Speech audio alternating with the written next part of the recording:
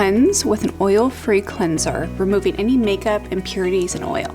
And then go ahead and apply your gel primer. So you want a good mask-like layer. Apply it directly to the area that you're going to be lifting, and I always start with my neck. Turn your device on. I always like to lift on high, but you can adjust your intensity. You want to start at the collar of the neck, slowly glide towards the back of the neck, take a step up,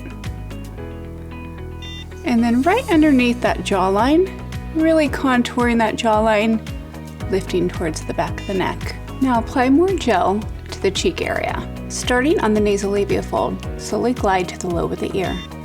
Taking a step up, slowly glide towards the middle of the ear, and then one more skirting that orbital rim up to the top of the ear.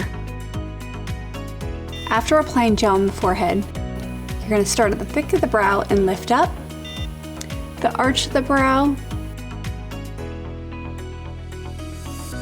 and then the end of the brow, always lifting towards the hairline. So I finished lifting half of my face. Look at the pop of my cheekbone compared to here.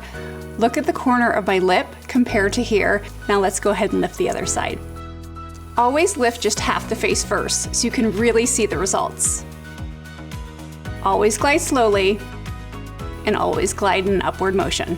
So in 5 minutes, you just lifted your face. Tap in the remaining gel primer to enjoy those skincare benefits. And remember the NuFACE Fix to instantly smooth fine lines and wrinkles. It's the perfect finishing step to any NuFACE facial.